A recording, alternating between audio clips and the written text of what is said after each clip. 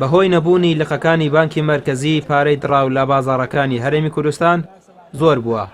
هاوڵاتیەک کە ڕۆژانە لە بازاڕی دۆلارەکەی سلێمانی ئاڵوگۆڕی دراو دەکات دەڵێت پارەی 1000 دیناری و 500 دیناری و 250 دیناری بەهۆی کۆنی و دڕاوی زۆربەیانەوە مامەڵە پێوەکردنیان گرفتی بۆ دروست کردوون.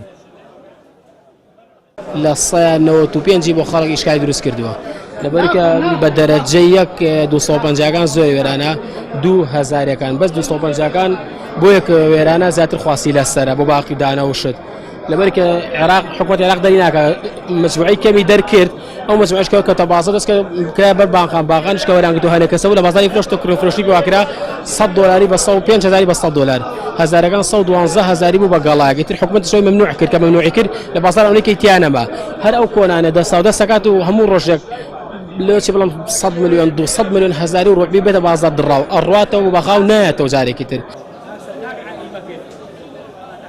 زۆربوونی پارەی دراو بەهۆی کەم تەرخەمی حکومەتی هەرێمەوەیە چونکە تا ئێستا لقەکانی بانکی مرکزی لە هەرێمی کوردستان نەکراونەتەوە تا هەر کاتێک پارەی دراو زۆر بوو لە بازاردا بانکەکە بتوانێت بە پارەی نوێ بیانگۆڕێتەوە.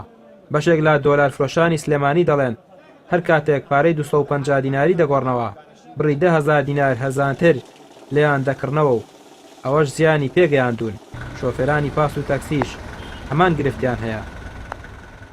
زیانەگەێنە بێمە چۆن کابرا زۆری پێ وەری ناگرم لێ مەجبورە ئەچێتە ژوورە وەرێگرە گەڵایەک 130,000 پێێدا بەم ڕاوانە تقریبان 10,000 جاری وایە بۆمانە نێرن زۆر دڕاوە کە گێڕین و هەر بۆ خۆیان بۆ نیسبەت نەفەرەکان خۆیان لێمان وەرناگرنەوە ئەڵێ ئەمە زۆر دڕاوە زۆر بێکەڵک بووە وەڵای ئێمە لە بڕی لە بازار نایگۆڕینەوە بەس بە نیسبەت دەبین بۆ مارکێتەکان یان بۆ ناو نەفەرەکان ئەوانە گرفت بۆ ئێمە دروستەکات کەیان دەینە لەمە زۆر دڕاوە ئەمەمان زەحمەت ئەمەمان بۆ بگۆڕە ئەمە بۆ گۆڕە بە 250 کە یان بە شتێکی کە.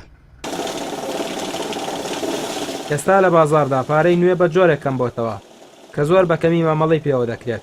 هەروەها کاریگەری کردوتە سەر کەمبوونەوەی پارەی وردا لە کاتی دابەشکردنی موچەشدا فەرمانبەران هەمان پارەی کۆن وەردەگرنەوە. ئەوەش بازاڕەکانی لە پارەی کۆن و دڕاو پڕ کردووە تا حکومەتی هەرێمیش بەکردنەوەی لقەکانی بانکی مرکزی ڕەزامەند نەبێت ئەو گرفتە چارەسەر نابێت. ڕەمیار عوسمان، کەناڵی ئاسمانی پێیام، سلێمانی.